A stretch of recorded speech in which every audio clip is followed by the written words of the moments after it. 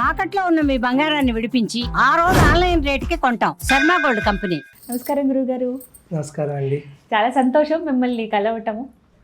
అంటే వీడియోస్ ద్వారా చూస్తున్నాం కాబట్టి చాలా చక్కటి విషయాలు అందరికీ అర్థమయ్యే విధంగా, పండితులకి పామరులకి ముఖ్యంగా మాలాంటి వాళ్ళకి అర్థమయ్యే విధంగా చాలా డీటెయిల్డ్గా చెబుతూ ఉన్నారు. అందుకు సంతోషం.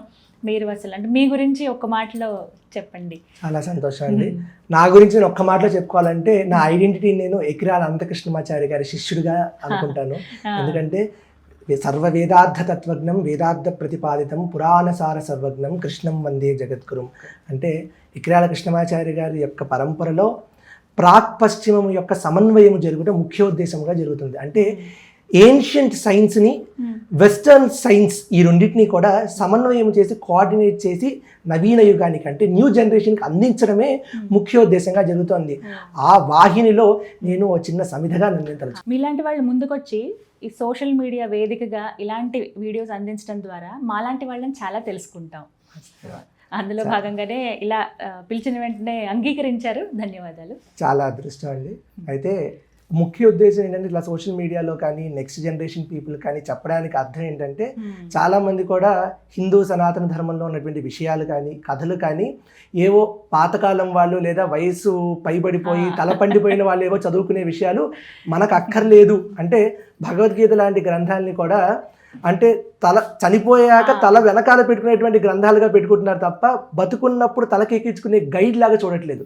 సో దాన్ని సమన్వయం చేయడం కోసమే మా గురువుగారు అయినటువంటి ఎకిరాల కృష్ణమాచారి గారు ఇచ్చినటువంటి విద్యా సంపదను కాస్త ఇంకొంచెం వైడర్ ప్లాట్ఫామ్లో ఇన్స్టాగ్రామ్లో మొదలుపెట్టడం జరిగింది. ఇప్పుడు ఇలా మీ ముందు సుమన్ టీవీలో ఇలా మాట్లాడడం జరుగుతుంది. చాలా సంతోషం అండి. ఎన్నో సందేహాలు ఉంటాయి. ఇక రాబోతున్నటువంటి శుభ పర్వదినం మహాశివరాత్రి. శివరాత్రి గురించి అందరూ ఏంటంటే ముందుగా తత్వం తెలుసుకోండి, తర్వాత మీరు చేయటమా చేయకపోవటమా అసలు మీరు ఏమన్నా పాటించడం అనేది ఆ తర్వాత ఎవరి నిర్ణయం బట్టి వాళ్ళది అంటారు. మీ ద్వారా తెలుసుకోవాలనుకున్నది ఏంటంటే అసలు తత్వం ఏంటి, ఏం చెబుతోంది మహాశివరాత్రి అంటే ఏంటి? జాగరణలు అభిషేకాలు ఇవి పక్కన పెడితే ముందుగా తత్వం మాట్లాడుకుందామండి. తత్వము మంచి పదం వాడారు. తత్వము అంటే మరి ఇప్పుడు మనకి శబరిమలకి వెళ్తే శబరిమల 18 మెట్లు ఎక్కాక అయ్యప్ప స్వామి గర్భగుడిలోకి వెళ్ళే ముందు పైన తత్వమసి అని రాసి ఉంటుంది. తత్వమసి అంటే అది నేను అని తెలియట. తత్వం అసి అంటే అది నేనే అని విషయం తెలిసినప్పుడు నేను అది ఒకటే అనే భావం వస్తుంది. దాన్నే అద్వైత భావన అంటారు. ఈ అద్వైత భావన వచ్చినప్పుడు జీవాత్మ అనేటువంటి మనము పరమాత్మ అనేటువంటి ఈశ్వర స్వరూపము రెండు ఒకటిగా మారుతాయి. ఈ విధము ఈ తత్వమును తెలుసుకోవడం కోసమే మనకు అనేకమైనటువంటి పర్వదినాలను పెట్టారు. అలాంటి పర్వదినాల్లో ఈశ్వరునికి సంబంధించినటువంటి అత్యంత శుభమైనటువంటి పర్వదినమే ఈ మహాశివరాత్రి. అయితే తత్వం తెలియాలి. ఏంటి మనకి ఈ మహాశివరాత్రి ఏ రోజు వస్తుందో తెలిస్తే మనకు తత్వం ఆటోమేటిక్గా ఆల్మోస్ట్ అర్థమవుతుంది. ప్రతి నెల మనకి తెలుగు మాసాల్లో చైత్ర నుంచి మొదలు పెడితే మాఘమాసం చివరి దాకా మొత్తం దాకా కూడా ప్రతి నెల కూడా మాస శివరాత్రి అని వస్తుంది. మాస శివరాత్రి ప్రతి నెల శివరాత్రి జరుగుతుంది. అంటే మాఘమాసంలో మహాశివరాత్రి. అంటే ఈ మాస శివరాత్రి ఎప్పుడు జరుగుతోంది అంటే ప్రతి నెల కృష్ణపక్షంలో అమావాస్యకు ముందు వచ్చే చతుర్దశి రోజు జరుగుతుంది. అంటే బహుళపక్ష అమావాస్య ముందు వచ్చేటువంటి చతుర్దశి. ఎందుకు మీరు ఎప్పుడైనా నెలలో 30 రోజులు గమనిస్తే చంద్రుడి యొక్క 2 పక్షాలు ఉంటాయి, కృష్ణపక్షము శుక్లపక్షము. వృద్ధి చెందే చంద్రుడు ఉన్నప్పుడు అది శుక్లపక్షము, క్షీణించేటప్పుడు కృష్ణపక్షము. అయితే అమావాస్య ఆకాశంలో చాలా చిక్కగా చీకటి అలుముకునే రోజులు. ఆ చీకటి అలుముకునే ముందు రోజు రాత్రి శివరాత్రి అని పెట్టారు. ఎందుకంటే ఈశ్వర తత్వమును ఆ ముందు రోజు ధ్యానం చేస్తే మన జీవితంలో ఉన్నటువంటి చీకట్లు కూడా పారదోలడానికి. చీకట్లు ఇటు పోవు, కానీ ఎంత చీకటిగా ఉన్నా ఒక చోట ఎక్కడో చిన్న దీపం వెలిగిస్తే మన మనస్సు ఆటోమేటిక్గా అటువైపు ఫోకస్ అవుతుంది. సో అటువంటి దీపము వెలిగించడం కోసము ముందు రోజును శివరాత్రి అన్నారు. అందుకే ఆ రోజున ఏ రోజు కూడా ఉపవాసము జాగరణ అనేది మనకి ఏకాదశి తప్ప ఏ రోజు నియమం లేదు. కానీ శివరాత్రి రోజు మాత్రం ఖచ్చితంగా ఉపవాసము జాగరణ చేయాలన్నారు. వాటి అర్థం తెలుసుకొని తత్వం తెలుసుకొని చేస్తే ఇంకా అద్భుతంగా ఉంటుంది. కానీ ఇలా రాత్రిపూట ఉద్భవించినటువంటి నారాయణ స్వరూపము శైవ స్వరూపము రెండు ఉన్నాయి. శ్రావణ మాస బహుళ అష్టమి రోజు పుట్టినటువంటి వాడు కరచరణాదులతో పుట్టినటువంటిది కృష్ణస్వరూపము. శ్రావణ మాసంలో సరిగ్గా అక్కడి నుంచి 6 నెలలు లెక్కేస్తే మాఘమాసంలో బహుళపక్షంలో చతుర్దశి రోజు పుట్టినటువంటి వాడు శివస్వరూపము లింగ రూపముగా ఆవిర్భవించాడు. అయితే కరచరణాదులుగా పుట్టినటువంటిది కృష్ణ స్వరూపము, అంటే కాళ్ళు చేతులతో పుట్టాడు కృష్ణుడు. కానీ ఇక్కడ ఈయన అరూపరూపిగా పుట్టాడు, అంటే రూపం లేదు. కానీ రూపం లేదంటావా, అక్కడ లింగం కనబడుతుంది. అరూపము, అసలు రూపం ఉంది అంటామా, కానీ అక్కడ లింగం తప్ప ఇంకేమీ కనబడట్లేదు. సో అరూపరూపి స్వరూపముగా శివుడు ఉద్భవించాడని చెప్తారు. అలా లింగోద్భవం జరిగినటువంటి రాత్రి ఈ మహాశివరాత్రి. అంటే లింగోద్భవం అనగానే మనందరికీ గుర్తుకు వచ్చేది, అందరూ పదే పదే చెప్పేది, వివరించేది అరుణాచలం. అవును, అక్కడ స్వామివారు అసలు ఎలా ఆయన ఉద్భవించారు, అసలు ఆ ప్రాంతమే ఒక సుందరమైన అద్భుతమైనటువంటిదండి, ఇంకా వర్ణించడానికి కూడా మాటలు రావు. ఆ కథమే మనకి తెలుసండి, అవే చెబుతూ ఉంటారు కూడా. ఇంకా వేరే కథ ఏదైనా ఉందా, అసలు తెలుసుకోవాల్సినటువంటి కథ ఏమిటి మన పురాణాల ప్రకారం? శివమహాత్యం అంటే ఇప్పుడు మనకి ఫర్ ఎగ్జాంపుల్ 18 పురాణాలు ఉన్నాయండి. వ్యాసుడు రాశిగా ఉన్నటువంటి పురాణాలను విభజించాడు.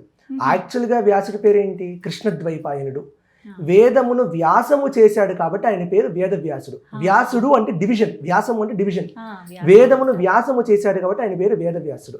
అలాగే ఆయన 18 పురాణాలను రచించారు. ఎలా గుర్తుపెట్టుకోవాలి, భద్వయం మద్వయం చైవ భ్రత్రయం వ చతుష్టయం అనాపకూస్కలింగాని పురాణాన్ని పృథక్ పృథక్. భకారంతో 2 పురాణాలు, మకారంతో 2 పురాణాలు, బ్రకారంతో 3 పురాణాలు, అలా పురాణాలు వస్తూ ఉండగా అనాపకూస్కలింగాని, అందులో లింగ పురాణం కూడా ఉంటుంది. అందులో శివమహాత్యం కూడా ఉంటుంది. శివమహాత్యం ప్రకారం మనం ఆలోచిస్తే ఈ లింగోద్భవాన్ని ఎలా చెప్పారు అంటే, మనం చాలా జాగ్రత్తగా ఆలోచించాలి తత్వాన్ని. కథ తెలిసిందే అందరికీ. బ్రహ్మ సృష్టి చేస్తున్నాడు, సృష్టి అంతా చేసేస్తుంటే ముందు కళ్ళ ముందుగా ఆయన క్రియేట్ చేసినటువంటి సృష్టి కనబడుతుంది. ఆయన ఏమనుకున్నాడట, ఈ సృష్టి మొత్తాన్ని నేనే సృష్టించాను కాబట్టి ఈ సృష్టికి ఆద్యుని నేనే అనుకున్నాడట. అంటే బ్రహ్మలో కూడా, సృష్టికర్తలో కూడా కించిత్ అహంకారం వచ్చింది. అయితే ఆ బ్రహ్మ ఒక పద్మంలో కూర్చున్నాడు. ఆ పద్మానికి ఒక నాళం ఉంది. ఆ నాళం ఒకరి నాభి నుంచి వస్తుంది. ఆ నాభి నారాయణుడిది. శాంతాకారం భుజగ చేయడం పద్మనాభం సురేశం. ఆయన క్షీరసాగర మదనంలో అలా పడుకున్నటువంటి వాడు బ్రహ్మకి ఈ మాటలో అహంకారం వచ్చిందని చెప్పి అలా సాగరం నుంచి పైకి వచ్చి నీకన్నా ముందు నేనున్నాను అని చెప్పాడట. అయితే బ్రహ్మ ఒప్పుకోలేదు.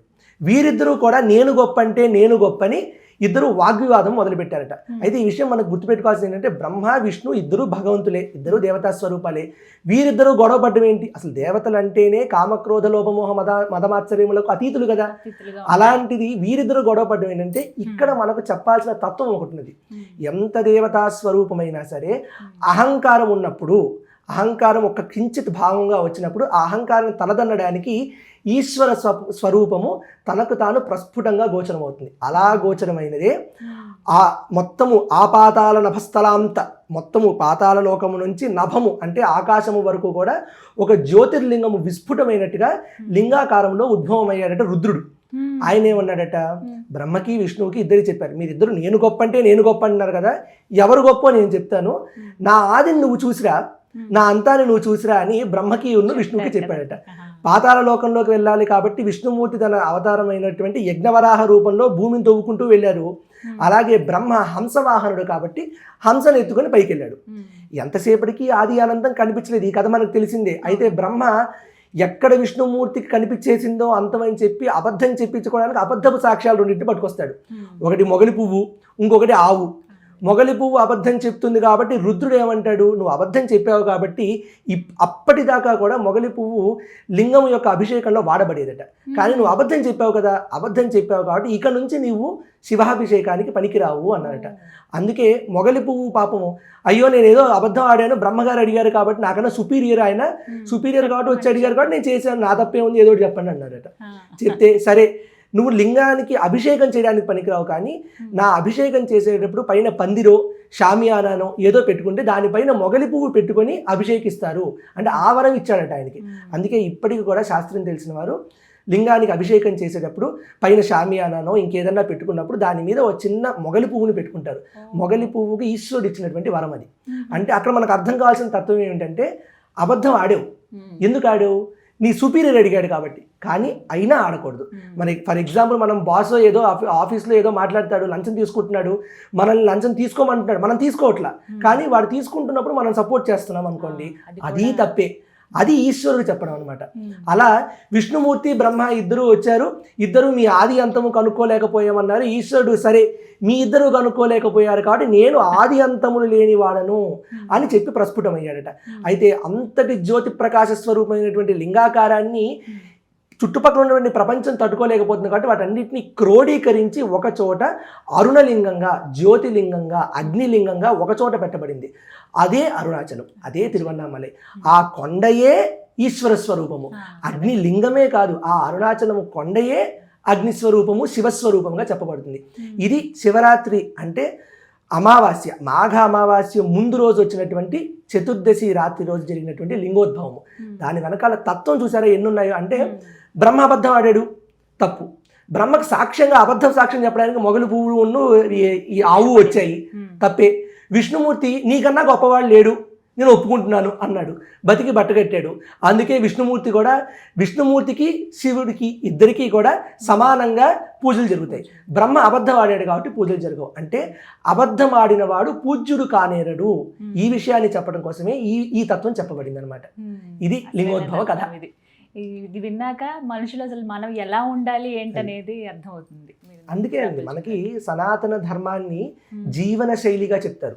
It is not a religion, it is not a మతం. కానీ ఒక్క మాటలో చెప్పమంటే ఏం చెప్తారు సనాతన ధర్మం అంటే? సనాతన ధర్మం అంటే జీవన శైలి.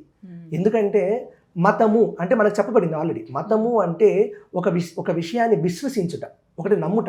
మనం ఏది నమ్మట్లా, అది ఉంది అంటున్నాము, ఇది ఉంది అంటున్నాము. పూర్ణమదం పూర్ణమిదం పూర్ణాత్ పూర్ణమదచ్యతే పూర్ణస్య పూర్ణమాదాయ పూర్ణమేవాత్ విశిష్యతే. మొత్తము ఉందంటున్నాము, లేదు అంటున్నాము. మన వేదాంతాల్లో నాస్తికత్వము ఉంది. ఎథియిజం అనేది ఇప్పుడేదో కొత్తగా పుట్టుకొచ్చింది కాదు. వేదాంతాల్లో నాస్తికత్వం అనేది ఎప్పటి నుంచో ఉంది.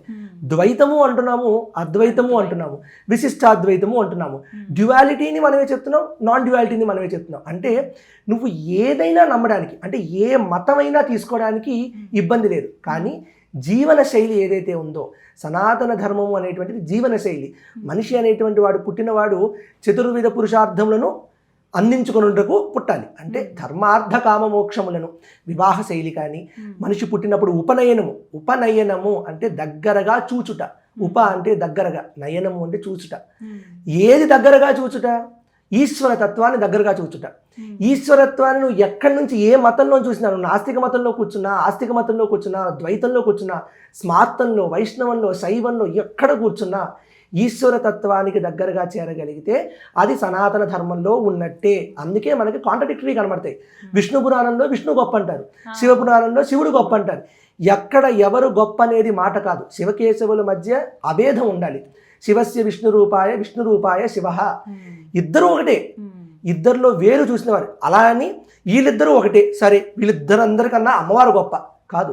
అమ్మ లేకపోతే అయ్యా లేరు, అయ్య లేకపోతే అమ్మ లేరు. అందుకే శంకరులు సౌందర్యలహరిలో శివశక్త్యాయుక్తో యది భవతి శక్త ప్రభవితం, అమ్మవారి సౌందర్యలహరి చెప్పేటప్పుడు శివ అనేటువంటి పేరుతో మొదలుపెట్టారు. అంటే అది మనకు చెప్పడం ఏంటంటే శివుడు శక్తి ఇద్దరు వేరు కాదు, ఒక్కడే. ఇది తెలుసుకోవాల్సిన తత్వం సనాతన ధర్మంలో. చాలా చక్కగా వివరించారండి. తత్వం బోధపడితే అన్ని అవే అర్థం అవుతాయి. చక్కటి వివరణ. ధన్యవాదాలు.